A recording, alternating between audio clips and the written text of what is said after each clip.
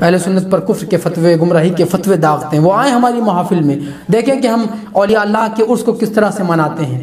میں ایک اس میں سے بات پیش کر دوں، اللہ تعالیٰ نے قرآن عظیم میں فرمایا ہے کہ نقص علیک من انباء الرسل ما نثبت بہ فؤادک، اللہ تعالیٰ نے اپنے محبوب سے فرمایا کہ اے نبی ہم آپ کو سابقین نبیوں کے قصے سناتے ہیں، آپ سے قبل جو آپ سے پہلے نبی گزر گئے ہیں، آپ سے پہلے جو رسول گزر گئے ہیں، ہم ان کے واقعات، ان کے قصے آپ کو سناتے ہیں۔ کیوں سناتے ہیں؟ کیوں سناتے ہیں؟ ما نثبت بہ فؤادک، آپ ان کے قصے، ان کی کہانیاں، ان کے واقعات کو سنیں گے، ان پر جو دشواریاں آئیں، ان پر جو تکلیفیں آئیں، ان پر جو مصائب و آلام آئے، حضرت موسیٰ کے ساتھ کیا کیا ہوا، حضرت ابراہیم علیہ السلام کو آگ میں ڈالا گیا، حضرت یحییٰ کو شہید کیا گیا، حضرت یوسف کو کنویں میں ڈالا گیا، حضرت نوح علیہ السلام کی قوم نے ان کو جھٹلایا، بار بار جھٹلایا، حضرت موسیٰ نے من و سلویٰ کے لیے دعا کی، اللہ نے آسمان سے جنتی کھانا نازل کیا، پھر انہوں نے اس کا انکار کیا، پھر اور قسم قسم کی چیزیں مانگی۔ تو نبیوں کو کس قدر محنت کرنی پڑی اپنے لائے ہوئے دین کی استقامت کے لیے، اس کو پھیلانے کے لیے، اس کی نشو و نما کے لیے، اس کو چار دانگ عالم میں اس کی پرورش کے لیے رسولان اعظام نے کتنی محنت کی۔ حضرت نوح علیہ السلام 900 سال تک دین متین کی خدمت کرتے رہے، اور لوگ انکار پہ انکار، انکار پہ انکار، انکار پہ انکار، یہاں تک کہ لوگوں نے اپنے کانوں میں انگلی ڈال لی۔ حضرت نوح علیہ السلام نے فرمایا کہ میں تمہیں دعوت حق دیتا رہوں گا، دین کی تبلیغ تم میں کرتا رہوں گا، ایک نہ ایک دن تم ضرور اپنے کانوں سے انگلی نکالو گے اور میری بات کو سنو گے۔ تو اللہ نے اپنے آخری نبی یعنی نبی آخر الزمان محمد مصطفیٰ صلی اللہ تعالیٰ علیہ وسلم کو سابقین نبیوں کے قصے سنائے۔ کیوں سنائے؟ کہ یا نبی آپ کا دل مضبوط ہو جائے، آپ ان کے قصے کو سنیں گے، واقعات کو سنیں گے، ما نثبت بہ فؤادک، تو آپ کا دل مضبوط ہوگا۔ تو اولیاء کرام کے واقعات سننے سے دل مضبوط ہوتے ہیں، دلوں میں تقویت پیدا ہوتی ہے۔ ہم ان کی زندگیوں کو پڑھتے ہیں یا ان کی زندگیوں کے واقعات کو علماء سے، مفتیان اعظام سے سنتے ہیں تو یقیناً ان کی زندگی کے وہ نمایاں پہلو، صبر کا پہلو، شکر کا پہلو، للہیت کا پہلو، خلوص کا پہلو، انسانی ہمدردی کا پہلو، غربا مساکین کے ساتھ نرم خوئی کا پہلو، اور اللہ کی مخلوق کے ساتھ جو ان کے تعلقات ہوتے ہیں، اس وہ تمام مجموع صفات، جو تمام صفات ان کی اعلیٰ صفات ہیں، ان سب کو جب کوئی عالم فاضل بیان کرتا ہے تو یقیناً ہمارے دلوں میں جو ایمان کمزور ہو چکا ہوتا ہے، پھر سے ان کے بیانات سے اس ایمان میں جلا پیدا ہوتی ہے، ایمان میں نور پیدا ہوتا ہے، ایمان میں نکھت پیدا ہوتی ہے۔ اس طرح سے جب کوئی اللہ والوں کے واقعات سنتا ہے تو ایک تو فائدہ اللہ والوں کے واقعات سننے کا یہ ہے کہ گناہوں کی بخشش ہوتی، گناہ معاف ہوتے ہیں، خطائیں درگزر کر دی جاتی ہیں، اور ان کے ذکر سے جو ایمان پزمردہ ہو چکا ہوتا ہے، ایمان میں کمزوری آ چکی ہوتی ہے، ضعف آ چکا ہوتا ہے، ہم جب اللہ والوں کے حضور سرکار عبد القادر جیلانی رضی اللہ تعالیٰ عنہ کے جب واقعات سنتے ہیں، ان کا تفقہ فی الدین سنتے ہیں، ان کا جذبہ للہیت اور خلوص کے بارے میں سنتے ہیں، ان کی کرامات کو جب سنتے ہیں، ان کا درس و تدریس کے جب واقعات سنتے ہیں کہ ایک دروس میں، ایک درس میں 70 ہزار لوگ سبق سنتے تھے، سبق ان سے پڑھتے تھے، اور ان کی جب درس میں 70 ہزار لوگ صف بندی ہو کر بیٹھ جاتے تھے، اور آپ جب پڑھانا شروع کرتے تھے تو اول سے لے کے آخر تک ایسے آواز جیسے پہلے والے کو سنائی دیتی تھی، پچھلی جماعت کے 70ویں صف والے کو بھی آواز حضرت عبد القادر رضی اللہ تعالیٰ عنہ کی، شیخ غوث الاعظم رضی اللہ تعالیٰ عنہ ویسے سنائی دیتی تھی۔ آپ جب بیان فرماتے تھے تو لوگوں پر غش آتے تھے کہ کیا بیان کر رہے ہیں۔ اسی طرح اس وقت کے بڑے بڑے محدث، بڑے بڑے مفسر، بڑے بڑے مدرس، اس وقت کے بڑے بڑے تبحر علمی کے ماہر، آسمانی علم و فن کے آفتاب و مہتاب نے جب حضرت شیخ عبد القادر جیلانی رضی اللہ تعالیٰ عنہ کی تبحر علمی، آپ کی علمی لیاقت، آپ کے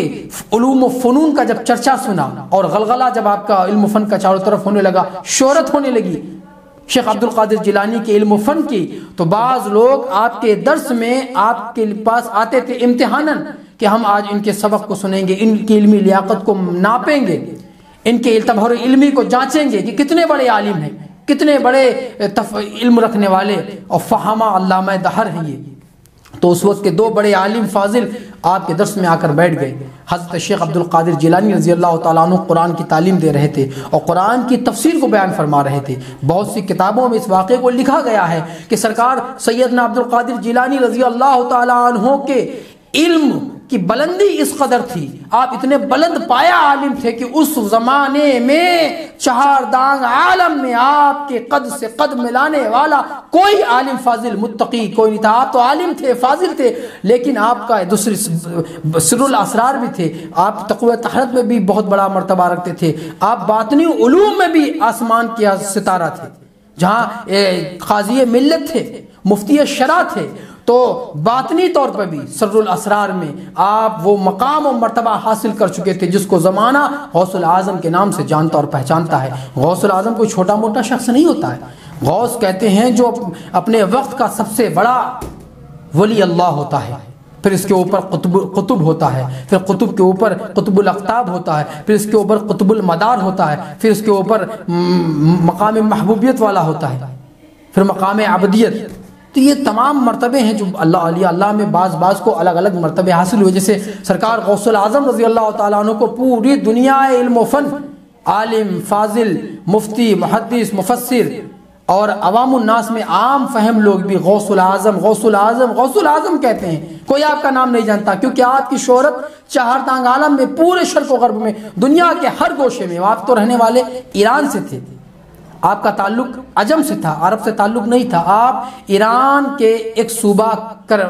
کرمان شاہ کے شہر گیلان کے رہنے والے تھے۔ عربی زبان میں گیلان کو کیلان اور جیلان کہا جاتا ہے، تو بعد میں آپ نے اپنے نام کے ساتھ جیلی لکھا، جیلی، انا جیلی، میں جیلی ہوں، یعنی جیلانی ہوں، تو آپ نجیب الطرفین سادات میں سے ہیں، کریم الطرفین سید ہیں، آپ کا تعلق ایران کے شہر جیلان سے ہے، وہیں آپ کی ولادت و پرورش ہوئی، اور آپ نے ابتدائی تعلیم وہاں اپنے اساتذہ سے حاصل کی۔ مزید تعلیم کے لیے آپ نے بغداد کا سفر کیا، بغداد میں آپ نے اس وقت کے جید علماء سے، فضلاء سے، محدثین سے اکتساب فیض کیا، اکتساب علم کیا، اور آپ مسلک حنابلہ کے بہت بڑے بلند پایا محدث اور فقیہ گزرے ہیں۔ آپ حنبلی المسلک تھے، لیکن آپ کے اعتبار علمی کا یہ عالم تھا کہ جب آپ نے قرآن کی ایک آیت کی تفسیر بیان کی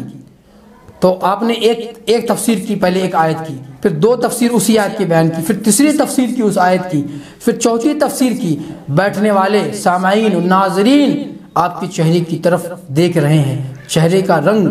بدل رہا ہے اور علم پہ فقاہت نظر آ رہی ہے، وہ جلالت نظر آ رہی ہے، مولا علی کی شان علوم فنون آپ کے چہرے سے نظر آ رہا ہے۔ باب مدینۃ العلم کا فیض اور سر چشمہ سرکار سیدنا محی الدین عبد القادر جیلانی رضی اللہ تعالیٰ عنہ کی زبان فیض سے جاری ہو رہا ہے۔ آپ قرآن کی ایک آیت پڑھ کے اس کی 12 تفسیریں کرتے ہیں، بیٹھنے والے وہ دو امتحاناً جو ممتحن بن کے آئے تھے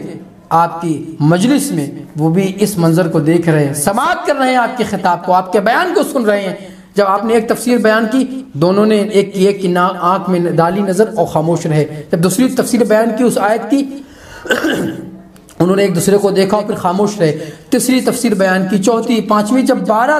تفسیریں بیان کر لی آپ نے ایک آیت کی، تب بھی وہ ایک دوسرے کے چہرے کو دیکھ کر خاموش رہے، حتیٰ کہ آپ نے پھر 13ویں تفسیر بیان کی، 14ویں تفسیر بیان کی۔ جب 14 تفسیر ایک آیت کی بیان کر لی تو اب وہ جو دو محدث فقیہ آ کر آپ کی مجلس میں بیٹھے ہوئے تھے، خدا کی قسم ان کے چہرے پر ایسی حیرت و استعجاب کا عالم تھا کہ وہ اس تفسیر کو سن کر کہنے لگے، واللہ مجھے 12 تفسیروں سے زیادہ اس آیت کی تفسیر نہیں آتی، خدا کی قسم عبد القادر کے پاس وہ علم ہے کہ اللہ نے اس کو ایسا علم عطا کیا ہے کہ عبد القادر نے جو 2 تفسیریں اور بیان کی کوئی نہیں جانتا شیخ عبد القادر کے علاوہ۔